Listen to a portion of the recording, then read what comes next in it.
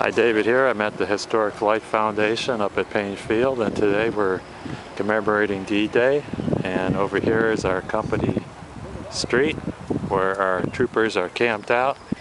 They're waiting for the go-ahead to go land on the beaches of Normandy.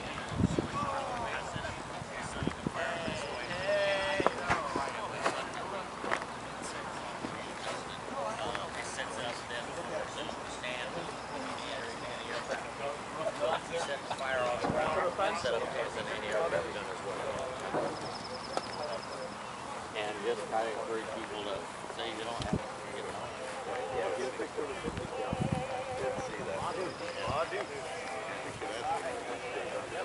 But it shows them in the desert.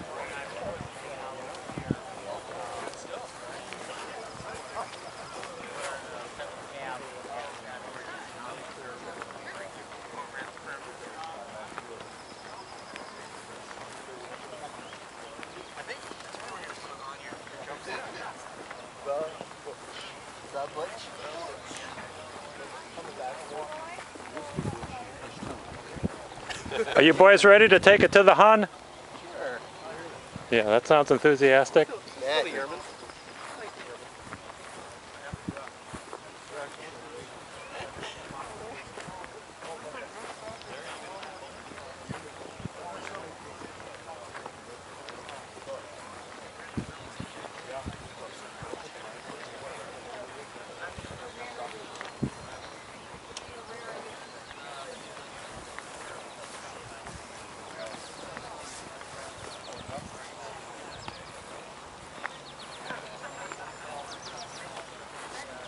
Hi, medic. Hi.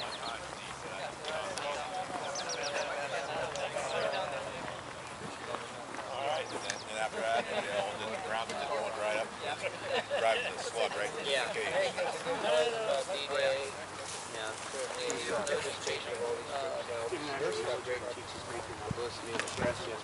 That's probably what I was saying, bro. Should I go pull my wallet out? Here we are at Base Operations Headquarters. Here's the CO's tent.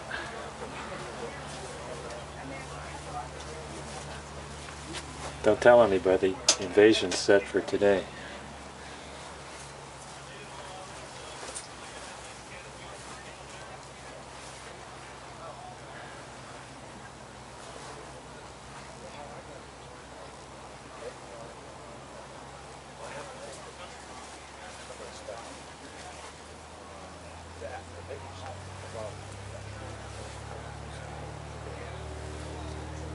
Here's the Walkman.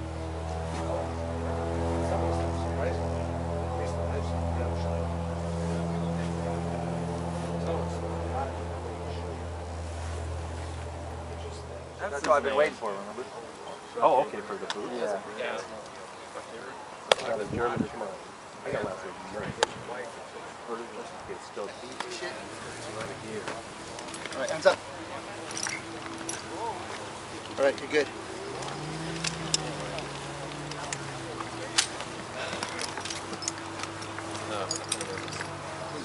This? Where's that tape? Let's tape it up.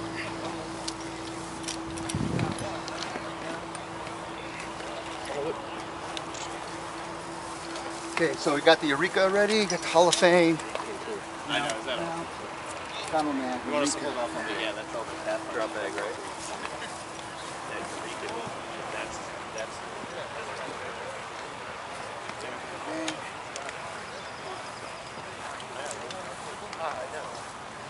Turn this way. Can't pay the house bill after that. This is the gear for the Pathfinders. They're dropping first to mark the way for the rest of the paratroopers. This is one of the landing beacons. I'm going to fix your rubber bands for a jump.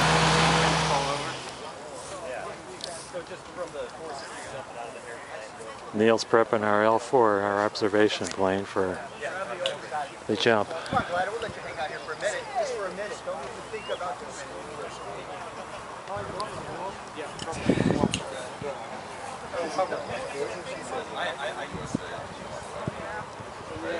Yeah, USA or it's actually a wing? I think on this one. Oh, I got you. I got you. Yeah, this is the one for the L birds with the long lead.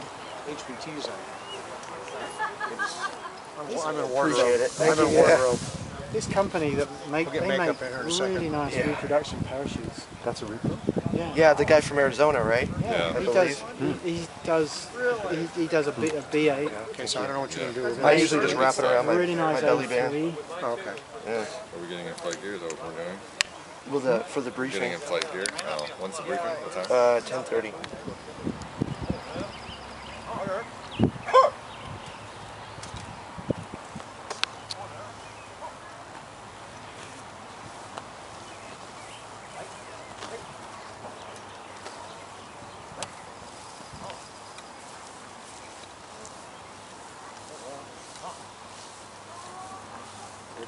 Order! Arm!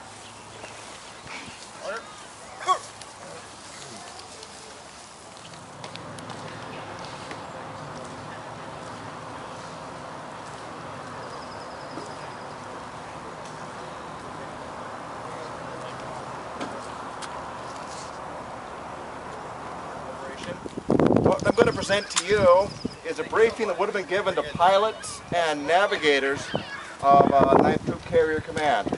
Our group is representing the 1st Pathfinder Group Provisional. It was a group pulled from air crews from the 52nd Troop Carrier Wing. These men had experience of parachute drops in Sicily, and it was their job to bring in the airborne Pathfinders, who were the first paratroopers into Normandy. After we finish, we're going to go over across the way to the 82nd Airborne Path 505 Pathfinder display, where you guys can learn more about Pathfinder activities on D-Day on the morning of June 6th. And so with that, we'll commence. Okay, this is it. The moment we've all been waiting for. The invasion is on. We are about to embark in the greatest military operation of all time. 2 years of careful planning and preparation have gone into this. Everything we have done in every theater of war since December of 1941 has been done in preparation for this operation to destroy the Hun. We are honored and privileged to play such an important role in his final destruction.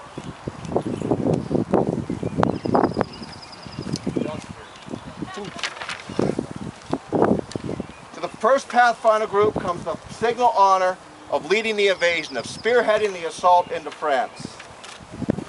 We are fully trained, we are adequately equipped, and for me it is my proudest moment of my life to command a unit that has demonstrated its ability to handle any emergency and capable of accomplishing this momentous task. Captain?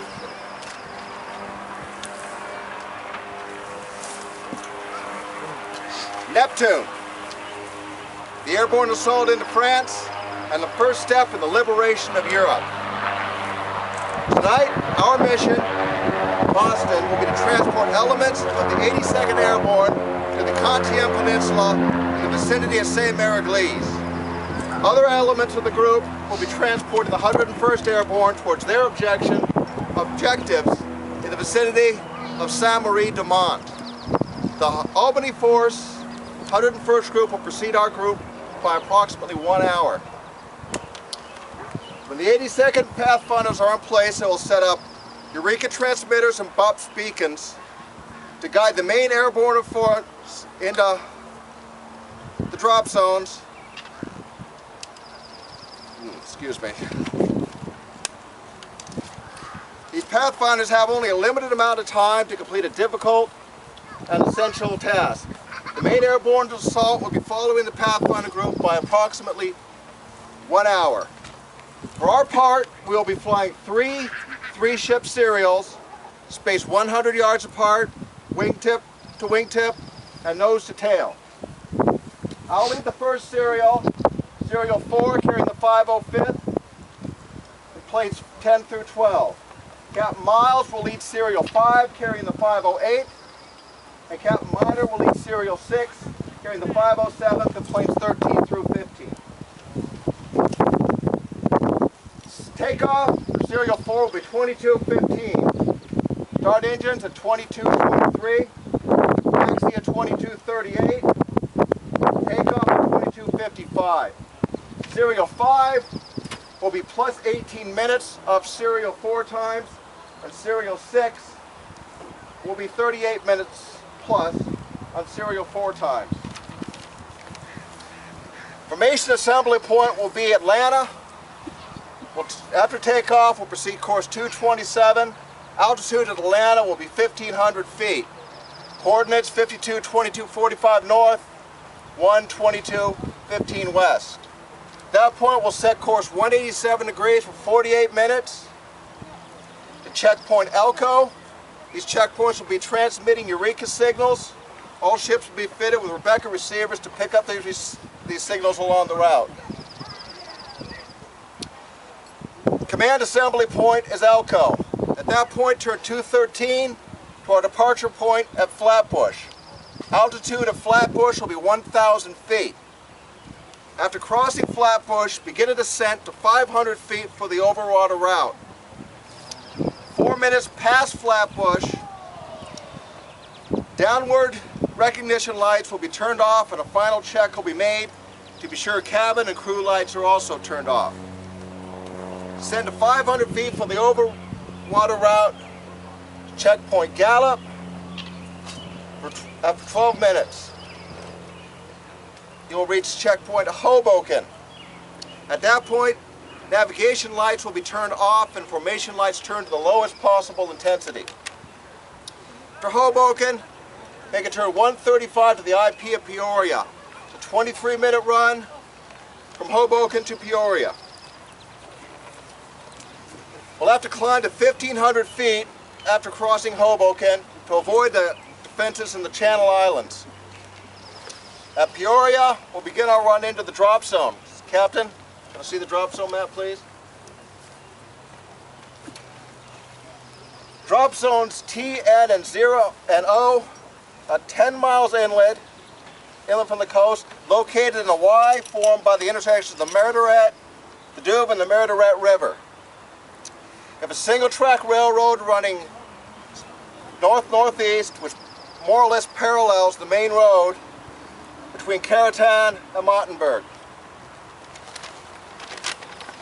Time over the drop zones for serial 4 will be 0121, serial 5 0138, and serial 6 0202. Altitude for the drop will be 700 feet, and speed for the drops will be 120 miles an hour. This is a little faster than usual, but it's important that we drop these paratroopers, get them on the ground as quickly as we can. Remove the map, please, Cap. After we make our drop zones, we're going to turn 72 degrees for 4 minutes to the rally point here at Paducah. Then 24 degrees north to Spokane, 49, 43, 30 north, 1, 4, 15 west. After crossing Spokane, we'll begin a climb to 3,000 feet before we reach checkpoint Gallup. Before checkpoint Gallup, be sure your navigation lights are turned back on. And we'll follow our route back home, same way we came in. Downward recognition lights will be turned on 4 minutes before Flatbush. Our ETA for serial 4 is 0334, and we should all be back here at North Woodham by 0410. Warmel here is designated as 9th Troop Carrier Command Emergency Landing Field and should only be used in the event that your aircraft is damaged to a point where it cannot continue or the condition of your crew is in a state where it would be considered dangerous to continue. Aircraft returning with wounded aboard should signal that fact with flares, taxi to the grass area in front of the runway. All aircraft returning with uninjured paratroops, in other words refusals, will place those refusals under arrest and turn them over to Captain Miller, Airborne Liaison Officer in the operations tent. Command decision to alter or cancel this mission can be announced at any time prior to drop zone time. The announcement will be made over command liaison frequencies, and upon receipt, crews will execute a 180-degree turn to the left, climb to 3,000 feet, and return home. For security reasons, recall codes and call signs will not be revealed until after completion of the Form 5s. Now I have an intelligence and the weather briefing. Morning, man. Well, it looks like we caught a break in the rain, which got us scrubbed yesterday. Weather today looks good. It's going to be good from the time of takeoff, with darkness falling about an hour later. Expect to have good weather across the channel, although we are expecting fog as once we reach landfall, and should expect fog around the drop zone. Intelligence reports is one thing. The enemy does not know where or when we are coming, but he does know we're coming. But when, that's up to us. He will expect us sometime to intercept us with his radar about 12 miles out, reaching the continent. Intelligence reports are, as of yesterday morning, we're going to be on the channel as we're going to be expecting some heavy defenses. On the island of Aldridge, in this area, Jerry's got quite a bit up there. We're expecting 15 105mm coastal artillery pieces with 25 heavy AA. We got 67 light anti-aircraft and 6 searchlights. On Guernsey, intelligence reports that Guernsey has about 59 coastal artillery guns, 31 heavy ACAC, 79 light ACAC, 9 searchlights. Following on down to Jersey. Jersey is defended by 41 coastal guns, 35 heavy ACAC, 91 light ACAC, and 22 searchlights. By keeping to the 4-mile corridor, in keeping with that, you should have little interference and for the whole duration to the continent. Air Sea Rescue will be there with the coordinates to AMCO A45/1944. Flat south of the Boulogne area is going to consist of 1 3-gun light position. Expect that around L'Elysée. Heavy to intense anti-aircraft fire can be expected at the drop zone. Should you be hit or have to land in the drop zone, report immediately to any ground troops and wait further instructions until we can get you extracted out of there. If you are captured, don't give them anything. Just give me your name, rank, and serial number. All personal items will be kept on base with the exception of your dog tags. Air crews, wear your flak suits, helmets, carry your M1911 or a carbine. Keep your helmets with you and also keep your knives. That's all I got for you, boys. Be safe. All right, Captain. One last thing. One thing I want you guys to remember is that the most important thing, the only thing we're concerned about, is an accurate drop of these Pathfinder troops. The entire invasion, perhaps the entire war, hinges on accuracy in these paratrooper drops. So I want good formation, accurate speed, and great navigation. Remember, their job's only beginning when you turn that green light on. And you may want to go out back your airplane to be sure those green lights are working. Make a correct manifest, be sure you don't leave any troopers behind. Good luck. Sergeant Ayala, you take it from here. Pathfinder, is that with me? Make a hole, please. Thank you. All right, my name is Sergeant Ayala. I'm with first of the 505th Pathfinder team, Team 1, stick number 12, which you just got the briefing from the flight commander over there, what our mission's going to be like.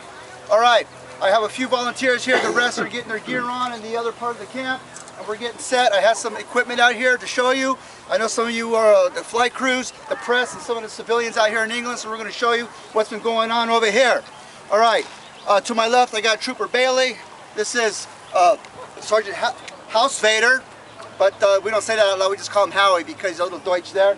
And we got Trooper Corey right over here. All right, we're the Pathfinders. Our mission is to mark the drop zone on drop zone O just outside of St. Mary Glees at the time about 1:35.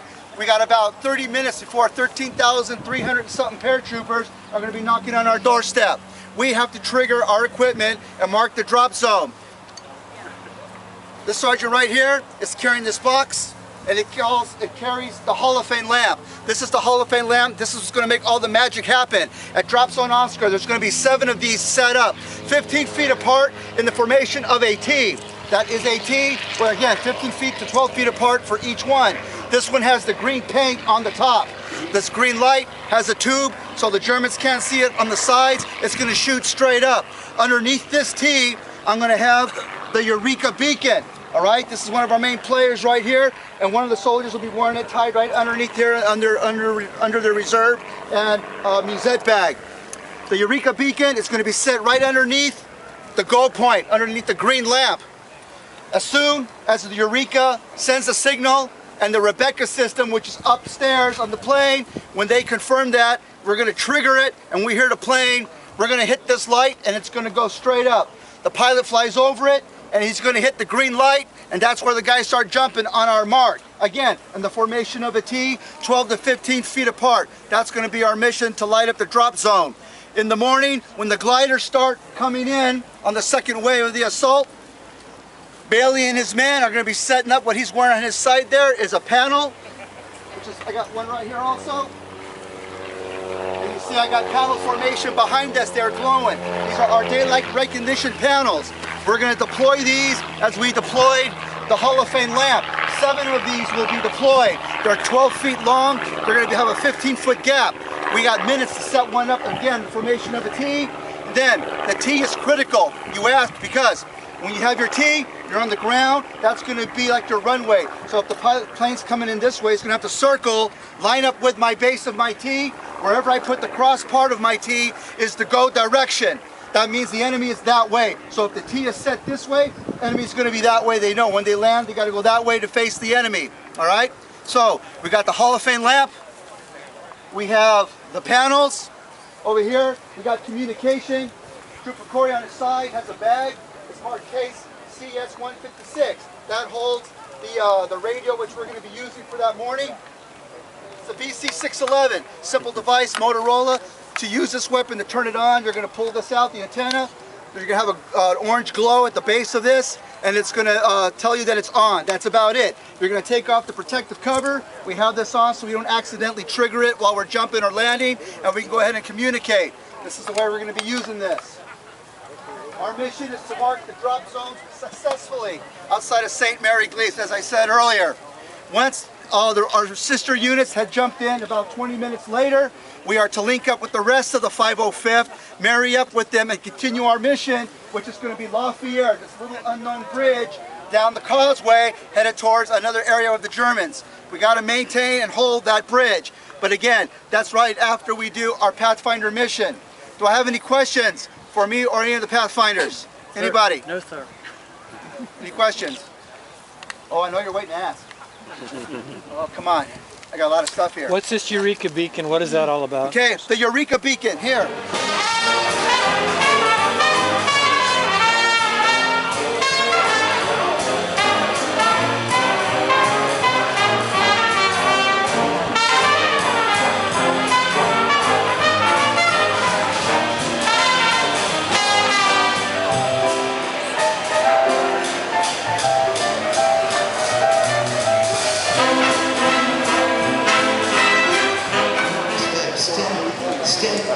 Rock, step, step, step, rock, step, step, step, rock, step, step, step, rock, step, step. If the sound man is around, please come to the sound equipment, Mr. Sound Man.